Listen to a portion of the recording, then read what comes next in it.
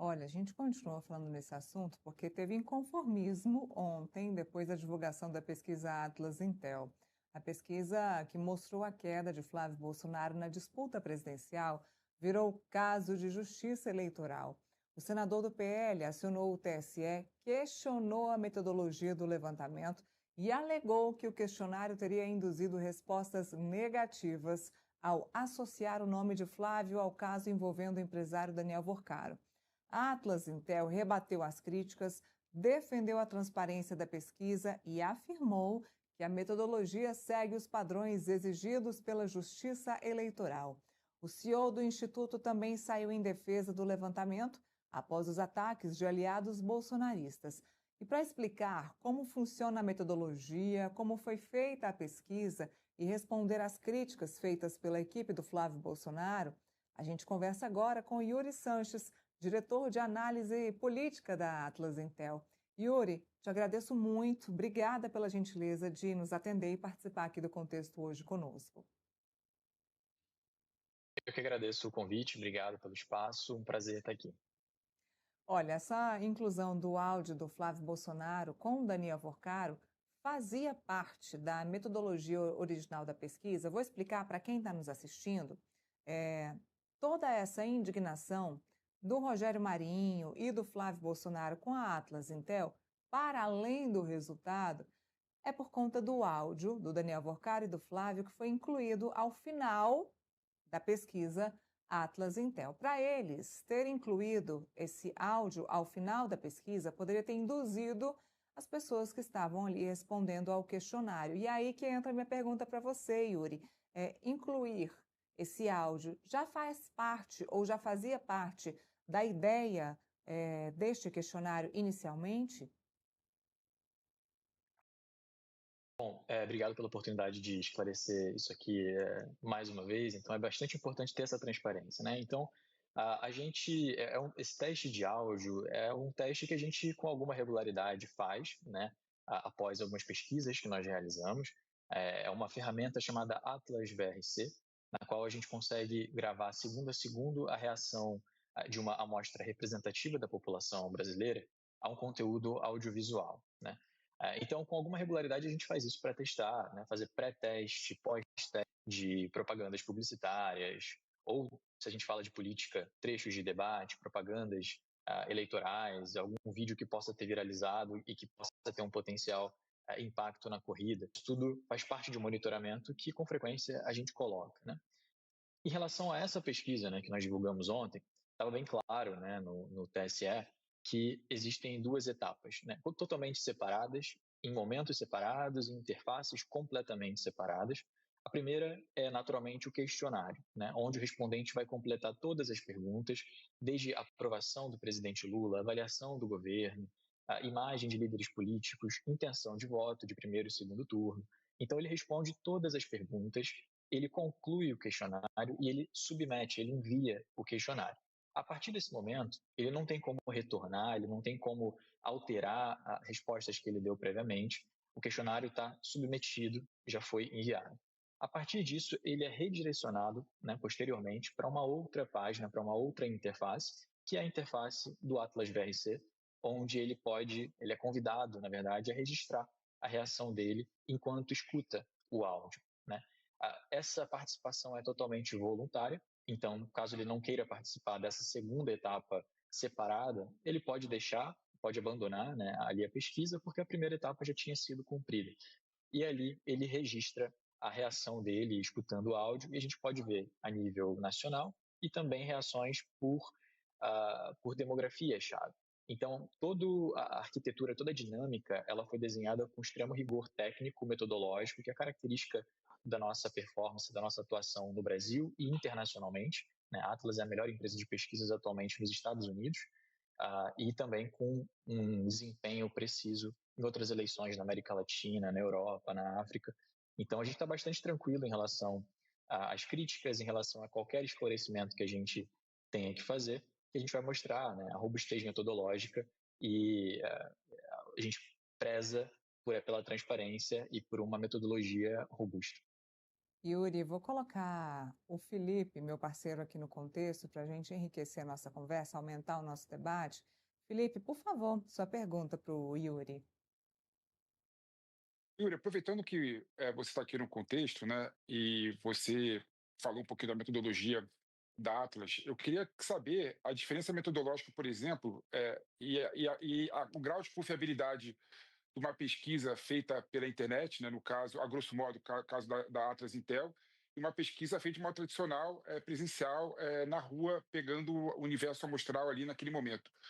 Existe o grau de confiabilidade? Dá para falar qual pesquisa é melhor, qual metodologia é melhor? Perfeito. Bom, qualquer metodologia de pesquisa, ela tem os seus desafios metodológicos, né? Então, o desafio é seja você fazendo uma pesquisa via telefone, via internet, presencialmente, você está bem ciente dos potenciais vieses aos quais a sua amostra pode estar sujeita e você trabalhar para buscar corrigir ao máximo para que a sua amostra final seja íntegra. É o que a gente faz aqui na Atlas, né? Então, algumas diferenças básicas. A nossa pesquisa é feita através de uma metodologia proprietária chamada recrutamento digital aleatório. Acontece da seguinte forma: a gente distribui uma série de convites de anúncios programáticos via Google, via Meta. Também, né, você pode, por exemplo, ser convidado para participar de uma pesquisa Atlas assistindo um vídeo no YouTube, comprando algo em algum site, fazendo uma busca no Google ou via Instagram, por exemplo, via Story, via Feed. E a participação é totalmente voluntária, né? Então você viu ali, você pode optar por pegar aquele convite e responder uma pesquisa nossa. É completamente vedada, por exemplo, você pegar o link do questionário e tentar compartilhar num grupo de amigos, achando que aquilo vai ser contabilizado, vai influenciar a favor de um candidato. Isso não existe. Nós temos diversas camadas de segurança que impedem que isso aconteça, esse tipo de comportamento. Uma outra etapa, depois que a gente coleta, né, essa resposta, e existem algumas vantagens da coleta online sobre a presencial, por exemplo, que é especialmente em contextos bastante polarizados, como o que a gente tem aqui no Brasil, na Argentina, nos Estados Unidos, em escala global, existe o efeito do shy voter, né, o eleitor tímido. Então, um viés potencial da interação humana. Então, o respondente, quando ele tem alguém na frente dele, entrevistando ele, muitas vezes ele pode se sentir acuado, não tão à vontade para responder a real intenção de voto nele, o que ele realmente pensa sobre algum tema que está em voga, que pode ser polêmico. Isso faz com que pesquisas presenciais, por exemplo, tenham um número de indecisos geralmente maior do que as nossas pesquisas. Não necessariamente porque as pessoas estão indecisas sobre determinado tópico, sobre o voto delas, mas porque diante de um entrevistador ela pode não se sentir à vontade por não conhecer quem é a pessoa, se sentir julgada, e ela de repente apoia um candidato que talvez ela entenda como controverso, pouco socialmente aceito, ela se sente menos à vontade de dizer o que ela realmente pensa. Então ela diz que ela não sabe, que ela se posiciona num campo mais neutro. As pesquisas Atlas, elas têm sido bastante bem-sucedidas em medir esse efeito, né, superar um pouco esse efeito do eleitor tímido, né? E uma das qualidades também é que, via internet, a gente supera os desafios que pesquisas presenciais, por exemplo, têm, de custos maiores, logísticos também, dificuldade de acesso a determinadas áreas, né, comunidades, áreas que têm problemas de segurança, áreas que estão sendo afetadas por alguma crise climática, né, que a pesquisa presencial simplesmente não consegue chegar, ou porque é muito caro, ou porque é muito longe, ou porque tem algum problema de ordem pública que impede a entrada do entrevistador. Também, por exemplo, é difícil você acessar um respondente com uma renda um pouco maior, cada vez mais esse tipo de respondente está em condomínios fechados, o trânsito dele não é em ponto de fluxo, né, em áreas de bastante trânsito, e também é difícil você acessar a residência desse respondente. Então, as pesquisas Atlas têm uma capacidade de acessá-los, de gerar um conforto na hora da resposta, porque o respondente está em completa anonimidade, e também uma capilaridade maior, acessando bairros, acessando municípios que geralmente não estão presentes em amostras de pesquisas presenciais, por exemplo, né? Então, naturalmente, né, como eu tinha mencionado, nenhum método é infalível. Então, a gente busca sempre estar ciente de potenciais vieses para trabalhar e ter a maior qualidade da nossa amostra, com o melhor rigor técnico, e é o que a gente tem feito, né? A Atlas é uma das empresas consideradas empresas seletas do The New York Times nos Estados Unidos, justamente pela qualidade da metodologia. Duas perguntas. Por que nessa pesquisa específica vocês decidiram colocar o áudio, né, essa parte do áudio ao final da pesquisa? E como é que vocês respondem à acusação de que esse material pode ter induzido as respostas de quem estava ali respondendo à pesquisa? Perfeito. Vou começar pela última. Não há qualquer tipo de influência, porque, diferente do que tentaram propagar, e a gente esclareceu bastante isso, né, bastante claro, é impossível que o respondente não foi exposto ao áudio em nenhum momento durante a resposta do questionário. Isso é bem importante que fique claro. A gente não mostrou o áudio ao respondente durante o período de resposta do questionário. Como eu tinha explicado, ele termina o questionário inteiro, completo, submete a pesquisa, submete a resposta, depois ele é redirecionado para uma outra página completamente diferente, completamente posterior, que impede que ele retorne ao questionário para mudar a percepção dele, mudar a intenção de voto, a imagem de candidatos, né? Então, essa acusação, ela simplesmente não procede, e é bastante simples, bastante fácil da gente comprovar isso, tá? Em relação à necessidade, né, de fazer esse teste, é um áudio de conhecimento público, notório, né, tem sido o debate principal na última semana. É um conteúdo que afeta uma das candidaturas de uma maneira, uma magnitude relevante. Então, além da pesquisa quantitativa, né, que nós conduzimos, a ideia de, posteriormente, com uma amostra, né, totalmente separada, medir a reação da parcela da população, é mais do que perguntar a ela se ela se sentiu negativamente afetada pelo áudio, o que ela achou do áudio, é a gente ter a reação crua, a reação direta dela, enquanto ela ouve o conteúdo, né? Então, essa ferramenta faz com que a gente, segundo a segundo, consiga entender o que a população brasileira e demografia-chave estão achando, estão reagindo ao conteúdo que é falado, que é mostrado ali naquele vídeo, naquele áudio, né? Então, segundo a segundo, a gente pode ver, e essa é a importância, né, da gente entender a sensação, porque essa pesquisa é uma pesquisa de cunho qualitativo, mas também tem uma robustez metodológica, porque ela é calibrada para ter os controles demográficos como uma pesquisa quantitativa. É uma amostra representativa da população, né? Entre homens, mulheres, faixas de renda, de idade. E a gente consegue entender esse sentimento, calibrado com a robustez de uma pesquisa quantitativa, que foi causado no respondente enquanto ele assiste o material, enquanto ele ouve o material. Então a gente pode ver se existe algum ponto específico da duração do conteúdo que foi mais prejudicial para o candidato, ou qual foi a demografia que foi mais ou menos impactada ao ser exposto àquele conteúdo, né?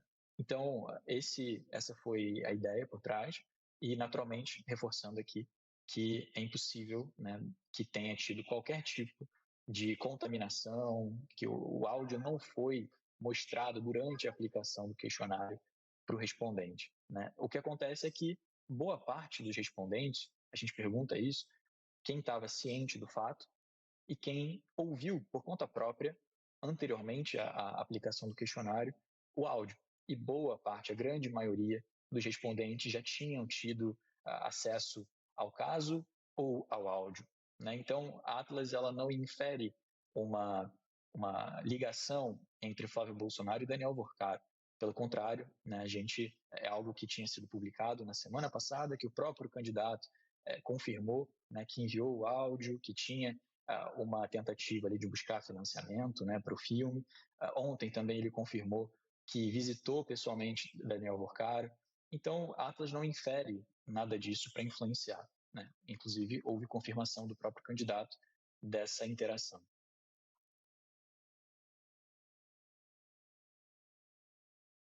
Daqui para frente, certamente outros áudios devem aparecer. A Atlas vai se basear nisso também, de acordo com o interesse público desses áudios, e vai usar da mesma forma esses áudios nas pesquisas daqui para frente? A gente está aberto e atento, né, a quaisquer tipo de eventos que possam influenciar a corrida, que possam impactar a percepção pública, e a gente faz isso através de pesquisas quantitativas. É uma ferramenta que a gente está usando agora, sim, a gente pode usar no futuro. Também, caso surja algum tipo de evento que cause um impacto negativo, por exemplo, no campo da candidatura do presidente Lula, ou na candidatura de outros questionários, de outros candidatos, melhor dizendo, Romeu Zema, Renan Santos, Ronaldo Caiado, quem quer que seja. Então, é sim uma ferramenta que a gente pode utilizar mais para frente, a depender, né, do conteúdo do evento que surja, para justamente, né, medir o impacto, além de uma pesquisa quantitativa, qualitativa nessa ferramenta que, segunda a segunda, a gente monitora em tempo real a reação da população. Felipe, sua pergunta, por favor. O Yuri, eu queria saber o seguinte: a gente sabe, por exemplo, que pesquisa eleitoral, quando não convém ao candidato, ele critica muito, né, a pesquisa eleitoral. Quando convém, ele gosta de publicar, falar que está ganhando, está na frente. Então, o político tem uma relação de amor e ódio com a pesquisa.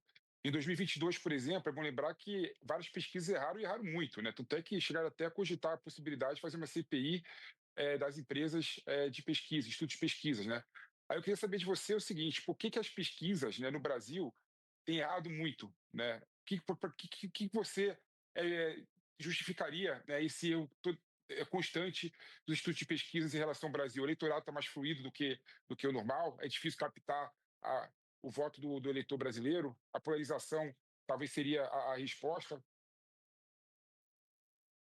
Perfeito. Eu só queria também pontuar que, né, o comentário realmente ele faz todo sentido, que anteriormente a Atlas também já tinha publicado pesquisas que foram bastante ruins para o presidente Lula, né?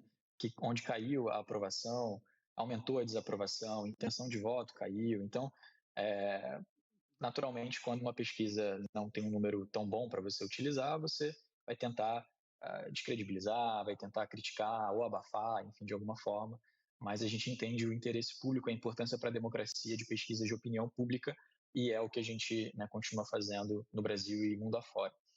Em relação a eventuais dificuldades, né, de pesquisa de opinião, Atlas, também não por acaso, foi a empresa que no primeiro turno, em 2022, melhor mediu o tamanho de Jair Bolsonaro, né? Então, a gente colocava Jair Bolsonaro num real tamanho dele, né, com certa antecedência da corrida, e eu acredito que justamente existem alguns desafios em meio a uma dinâmica de polarização na sociedade, porque com polos bastante definidos, a margem de mudança, a fatia do eleitorado que pode ser como um pêndulo indo para um lado ou para o outro, a depender da conjuntura, e que na eleição passada votaram por Lula, né, contra Jair Bolsonaro, e que nessa eleição estão em jogo, essa fatia ela faz com que as eleições elas possam ser decididas por margens cada vez menores, né? A última eleição presidencial, por exemplo, é uma prova disso.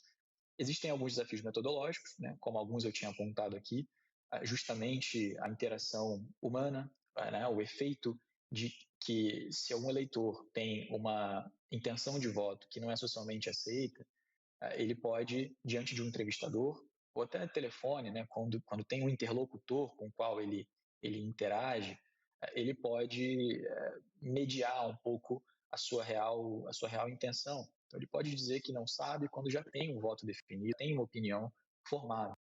Então, existem alguns efeitos, alguns potenciais impactos e vieses que acabam impactando, né, na capacidade das pesquisas de serem mais precisas, de conseguirem captar exatamente o grau, a magnitude do que da temperatura, né, que está pública.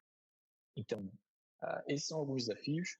Espero, né, para não só a Atlas, mas espero que o mercado de pesquisa de opinião esse ano possa estar bem preparado, né, para esse ciclo, porque é bastante importante, é uma atividade muito, né, crucial para a democracia, para o Estado democrático de direito.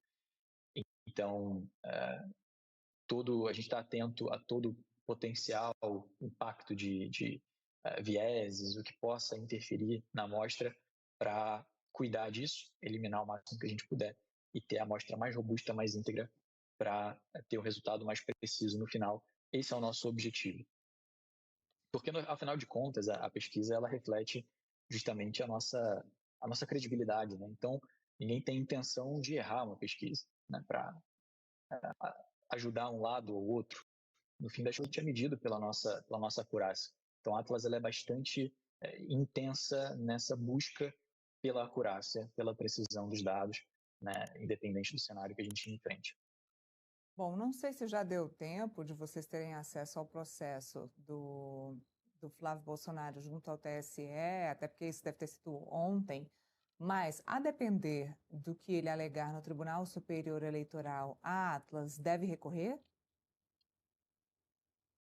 Esse é um tema que acho que está com os advogados. Até a última atualização que eu tinha tido, a gente não tinha recebido uma notificação formal ainda. Mas a gente está bem tranquilo para responder o que for necessário, né? Pedir que seja revista qualquer tipo de decisão, né? Que seja eventualmente tomada. Até onde eu sei, não foi tomada nenhuma decisão até o momento.